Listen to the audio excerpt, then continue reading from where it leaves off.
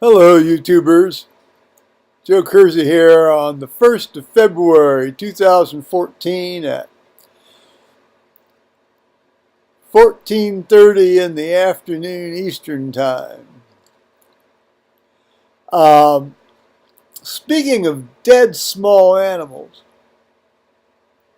uh, I toyed with the idea of taking this little creature off my face here this morning. I've been growing this, I've been growing this ever since December 13th. And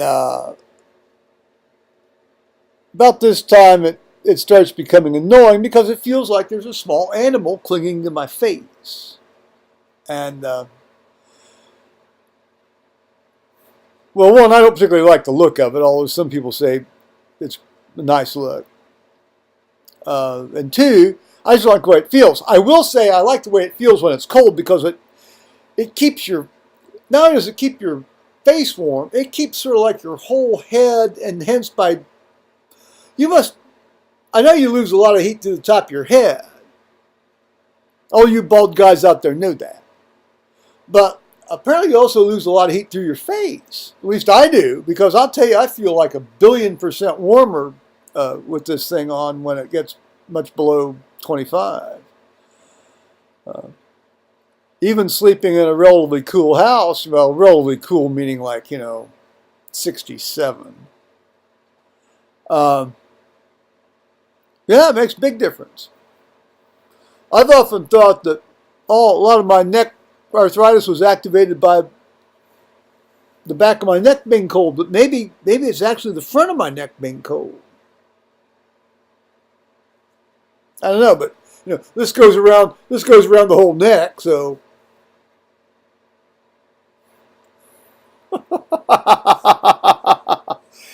in any case, this boy's going to be coming off here as soon as it's clear that we're not going to get just hellishly cold weather the rest of the winter.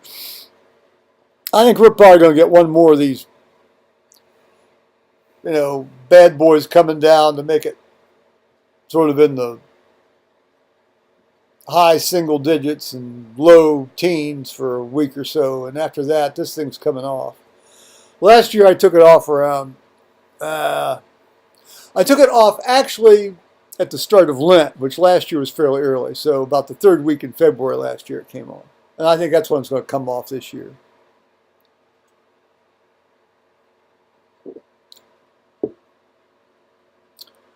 It gives you something to do with your hands, though. Play with it. Just another part of your body that you can play with. All you guys out there over the age of 4 know what I mean. Well, as I expected when I put up yesterday's video, actually, I got less grief than I expected. The one comment I did get wasn't really grief. It was just this guy didn't like the fact that I had taken life in any form. Okay, that's fine. I mean, that's the man's opinion. That's the man's attitude. That's fine. But sometimes one has to edit out. Well, see, we're meant to be stewards of God's creation, and one of the ways you are a steward of God's creation is to deal with some of the, how shall we say, less than sterling entities that are wandering around your place, carrying disease and damaging. Well, there aren't too many things out here to damage, but if you have dogs, you don't want these creatures around your dog. You don't want them diseasing up your dog. You don't want that crud that they expel getting into your dog yard where you're going to have your dogs. Now, admittedly, you don't have any dogs right now, but I think next fall we'll probably get a couple of dogs. So, plus they do get into things. I mean, they get into things. When I had a house down in Columbus, had a raccoon chew through the roof. I mean, chew through the roof. I mean, it didn't like he got under the eaves or, I mean, he chewed a hole through the top of the roof. And water came in and it caused the ceilings, two ceilings, a ceiling collapsed under the roof. The floor got wet under that, and it then caused the ceiling in the downstairs room to collapse.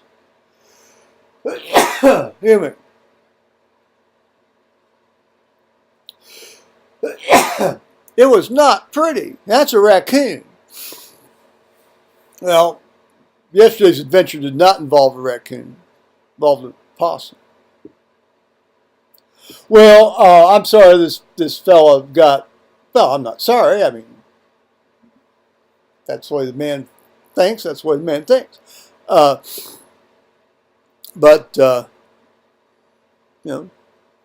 I think he might take note that I did express a certain amount of regret of not being able to dispatch this creature as fast as I probably should have been able to do.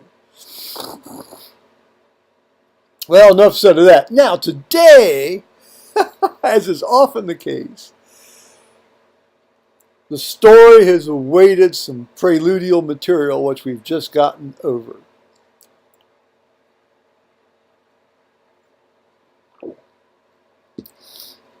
I had hinted a few days ago, I think maybe a couple of weeks ago now, actually, that I might tell a story about learning how to eat eggs and tomatoes. I've suddenly become all stopped up, so you'll have to pardon me.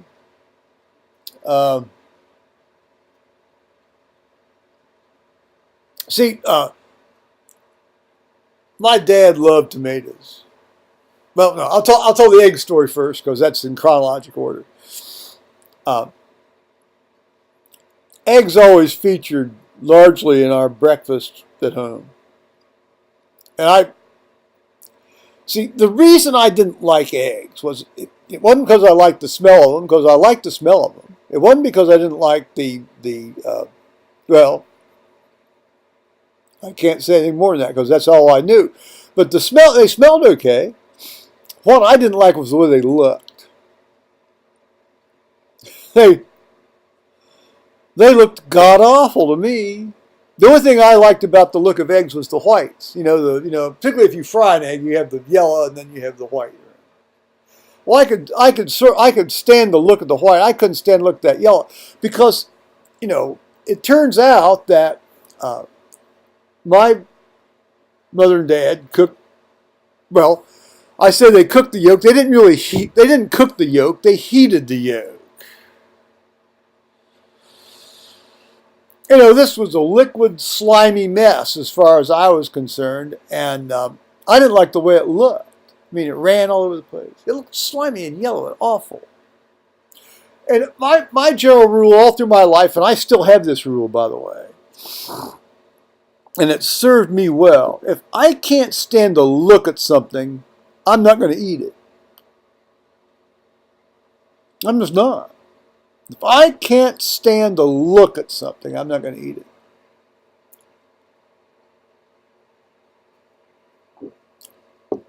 And all of the yolks on the fried eggs at home were all this liquid slimy, and they'd put their bread in it, and it's like, their toast, and it's like, it just looked awful to me. And then the scrambled eggs, well, they didn't look quite as bad, but, they weren't all that done either, I'm going to tell you. So, I'll skip ahead briefly. As I hinted, it was only when I finally traveled over to Britain and this friend and I were staying. We stayed about half the time we slept outside, and then the other half the time We were in Britain for a month, and then we were on the continent proper for a month.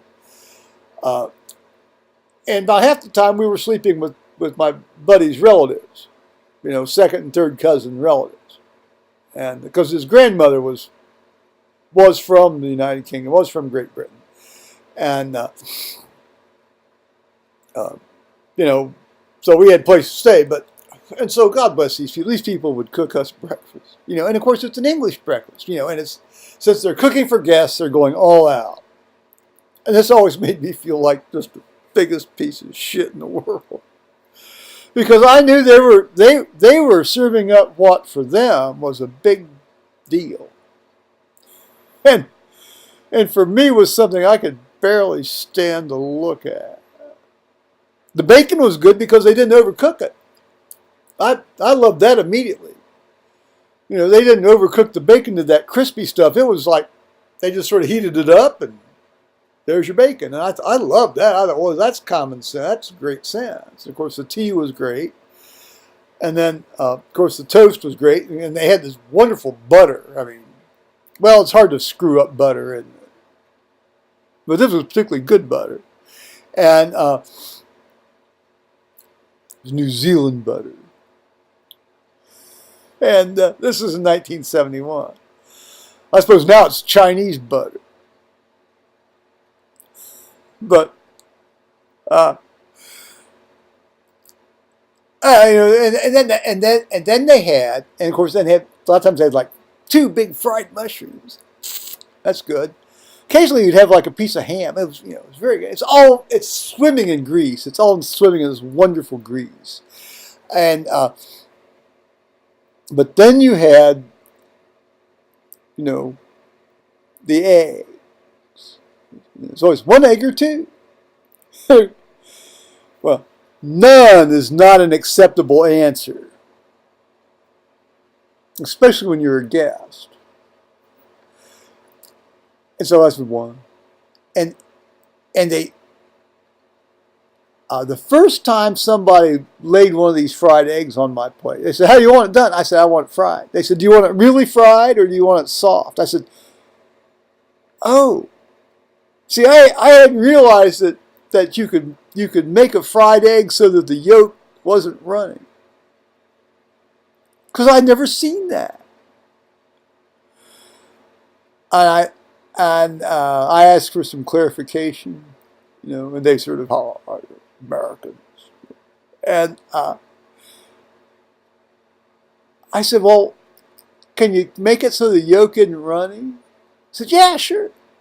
We call that hard fried. They said, great, hard fried it is. Because I had actually, and I will tell you about this in a moment, tasted, fried egg white, and I didn't particularly dislike it. In fact, I kind of liked it.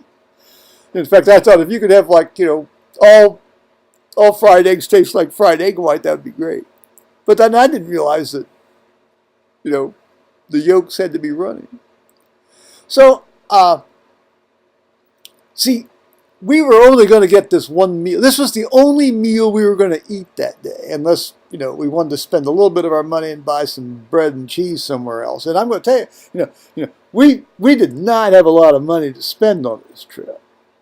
So, this meal was going to be it. So, with that in mind, survival instincts kind of kick in. Leaving aside my Shigella problem that I'll tell you about. I've hinted at some point, So I ended up eating this stuff, and it was great. Now, the other issue over there was the fried tomato. Fried tomato. Well, again, no is not an acceptable answer. And they'd put this fried tomato on your plate. Well, not a whole tomato, thank the good Lord. It would have been just incomprehensible to me to deal with that. But a couple of slices of tomatoes fried. In retrospect, I'll tell you right now, I've never eaten a fried tomato. That's not quite true. I probably have, actually, because, I eat tomatoes and all sorts of things now. But to actually, cut a slice of tomato and fry it in grease. I've never done that. I've never eaten that as that. And I, wasn't about to start then because, again, I didn't like the way it looked. Fortunately, I was able to sort of, here, Brad, have this. I'm full. Well, you know how you try to be gracious and things. It's just...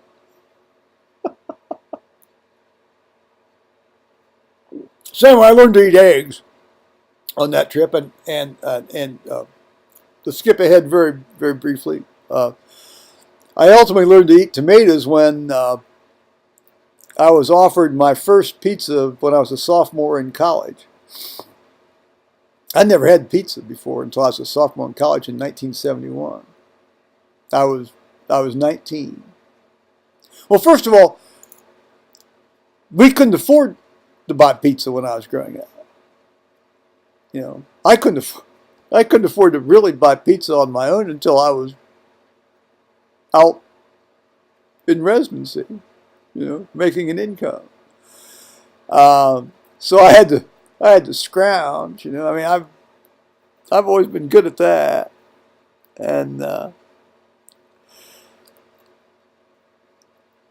it had tomato sauce on it, of course.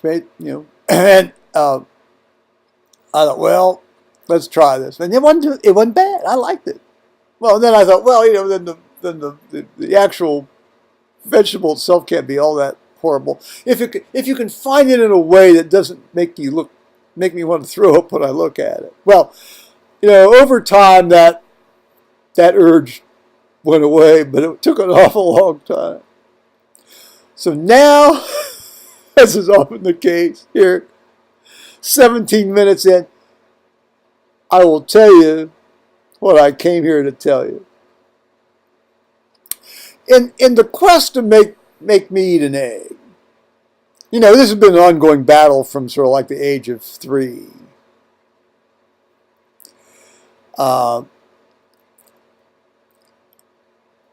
This was when I was 9 and probably around 9 or 10, and it was in the summertime because my mother was home. She didn't have to teach in the summertime, and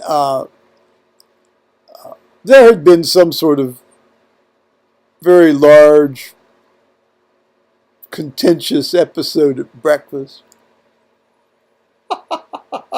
that involved me being urged to eat an egg and me standing fast and firm in the refusal to eat said egg. And let's see, whence came the UCAS? I think it was my mother actually that laid down this law. My dad sort of acquiesced to it, and he went out to farm, making the other living. And the UCAS was that you're going to sit there till you eat this egg. And there was this, she placed a fried egg on my plate. My otherwise empty plate.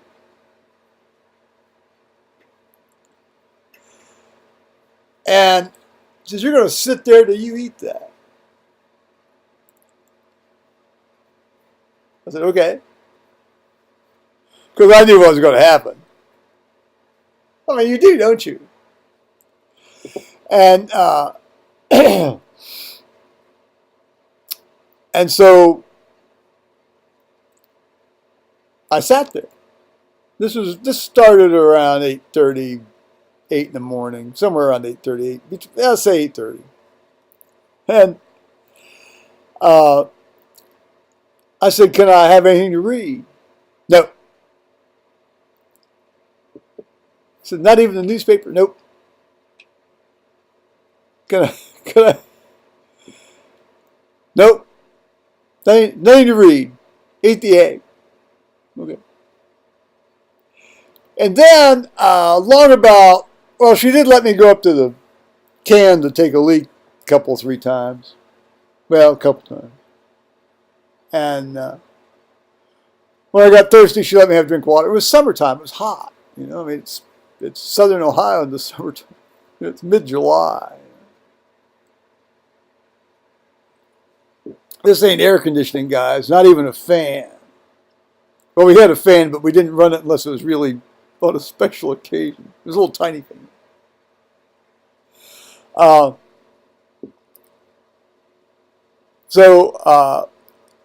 about 1 o'clock, there was this program from WSUAM out of Columbus, Ohio. See, we're in Lebanon, Ohio. It's 85, 90 miles away.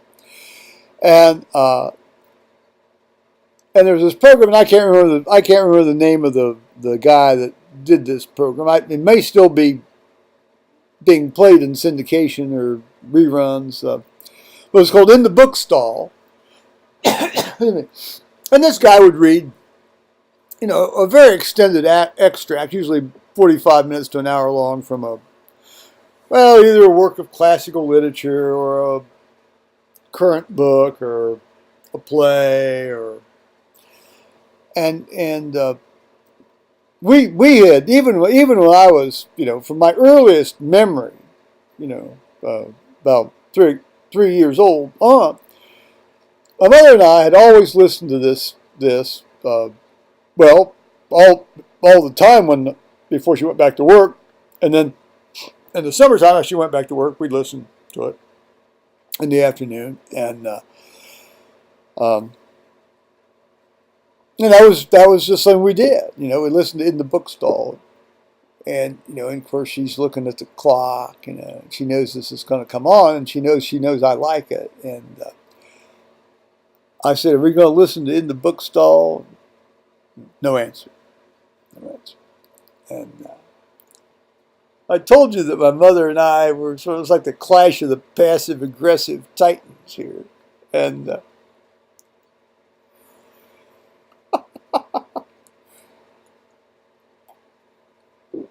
so it clicked, it went past 1. I almost said click past 1. There were no clicking clocks in my house then, or since. Even after they've become clicking clocks. And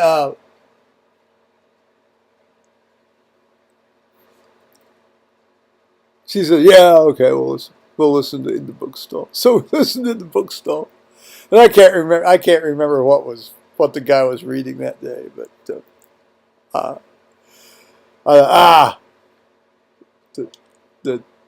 the chink in the wall. Well, after In the Book Stall, I was actually finally able to acquire some reading materials, which made my subsequent sitting there until about 6 o'clock much more tolerable. So I had sat there for 10 hours, refusing to eat this egg. And finally, much to her disgust, she relented and let me get up.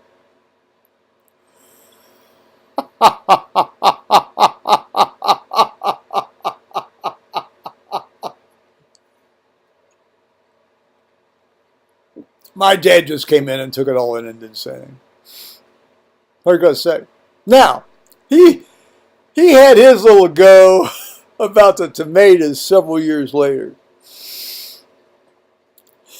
This had to have been when I was like 13 or 14, and it didn't involve sitting at a table all day, because he obviously knew he was going to lose that one. But plus, he had better things to do with his time. And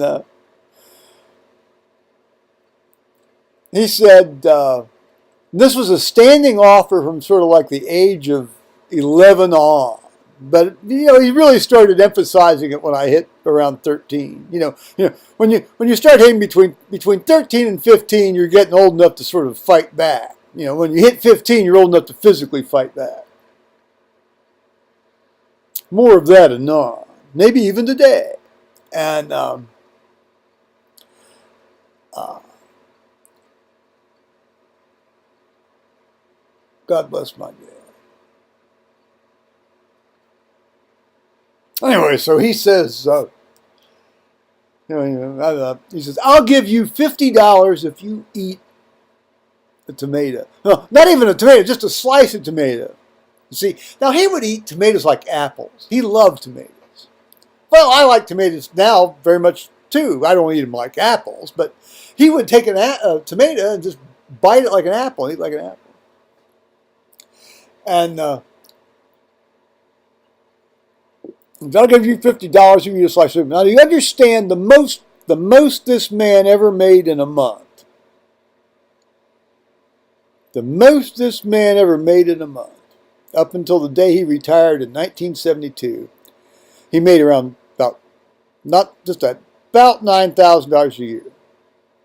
Was what he made in 1972. The most he ever made in a month was around $700 to $750. So for him to offer me $50 to eat a tomato, and of course in the earlier years he was making even less than that, was a substantial portion of his monthly income. On an inflation-adjusted basis today, it's around $300. That's like a $300 tooth fairy thing, isn't it? Here, eat a tomato, $300. And I steadfastly refused. And that was that. I mean, it wasn't a big deal. It was like, oh, you're not going to do it? That's fine. I said, it wasn't like you're going to sit at the table all day, or, that kind of thing. Well, by that time, I had those things I had to do. When I was 9 or 10 in the summer, but, when I was in my teens, I had a summer job and so forth. Things like that. So this is sort of like a standing offer.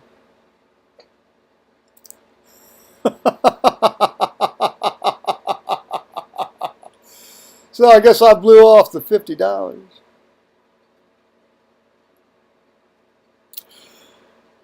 That gives you a sense of some of my background in terms of now, the sense of will one carries around with one.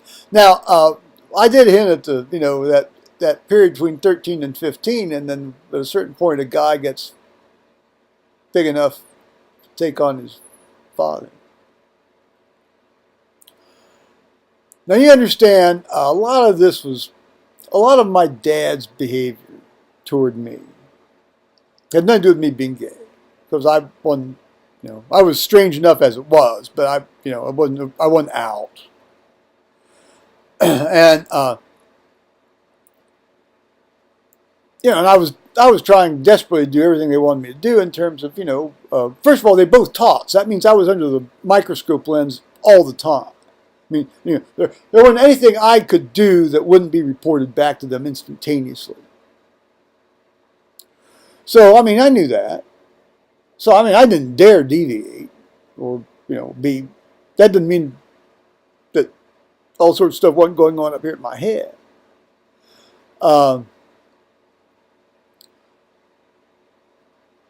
And, the one area where I was mouthy. Not like fuck you, go away mouthy, but just I in their eyes talked back. Now in my eyes I don't think I did talk back. I thought I was just discussing. That's sort of like a conversation I always have with my ex-wife. When I have a conversation with my ex-wife, it says, "You're yelling at me." I said, "No, I'm just discussing." I think that sort of falls in that class of interaction. And so now you got to understand the scene.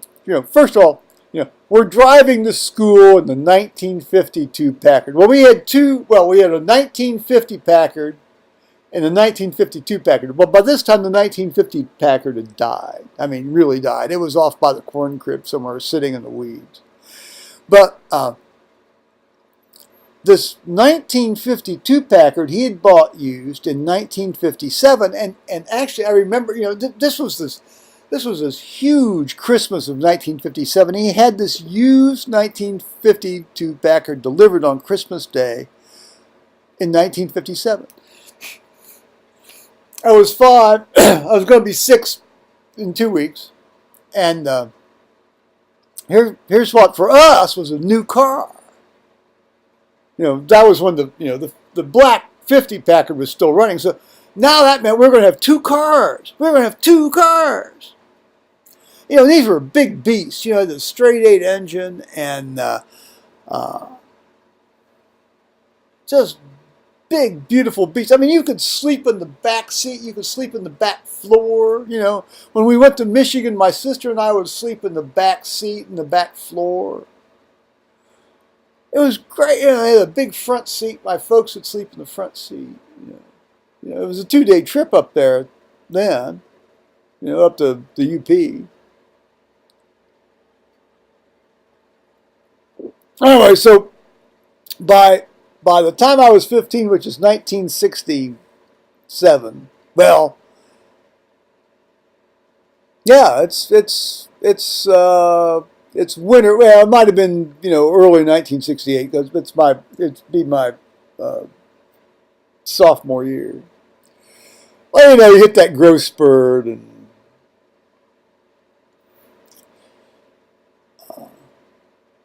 I was a year younger than most of my classmates. I mean, so most of these guys would hit that. They would have had that in their sort of like their freshman year. Anyway, so I was 15, and I don't know what we'd been talking about on the way. I was riding to school. We were going to school. He taught high school. And I rode into school with him. And now you understand this. By this time, this car had its floor in front of the passenger was rotted out. It was rusted out. So you sat on the seat, but you held your feet sort of up under there was that little sort of angled thing, or like a foot thing, and so you had to sort of, so you're sort of sitting with the bulk of your legs out over this hole through which you're seeing the pavement rush by, and of course, and it's wintertime. It's January, February. It's in the 20s in any case. I remember specifically we went by this pond by the neighbor's place, and the steam is rising off of it. There's snow. The lights. We're heading to the east. The sun is coming in the window, and it's very pretty. But what was happening inside the car was not pretty. I know I said something. I don't remember. But he reached over and he grabbed my face. Now, my mother used to grab my face all the time when I was younger, which I deeply, deeply resented and loathed, and didn't dare try to lash back at. But my dad had never really, we had the old keep the switch on the refrigerator thing, and there were 3 times he hit me with his belt. All 3 were unjust. Generally the switch on the refrigerator was justified, but the belt was. See, as I started to say, he had basically untreated hypertension. This guy was running around like 180, 190 all the time. I mean, he was on the fine edge. Just I'm amazed he lived as long as he did, quite honestly. And I don't know, it was some trivial thing. Anyways, he reached over and grabbed my face. And he started doing this while he's driving. By the way, he didn't. It wasn't like he stopped the car and climbed over the seat at me while he's driving. And I was strong enough to actually. I have very little upper body strength even today, but I was strong enough to finally pull his hand away. And I got. Then I sort of climbed over the seat and I got in his face. And I said, "If you ever touch my face again, I will kill you." said, if you ever touch my face again, I will kill you. And he never, ever laid a hand on me again in any way, shape, or form except to be affectionate. And even that, very rarely.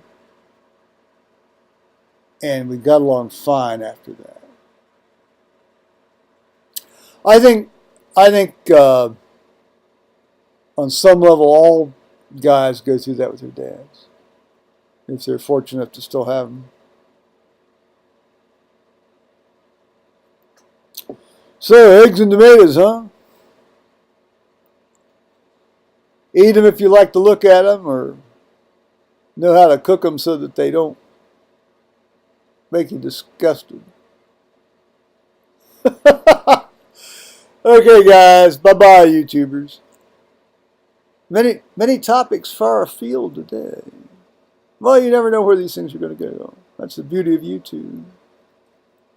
All right. Bye-bye.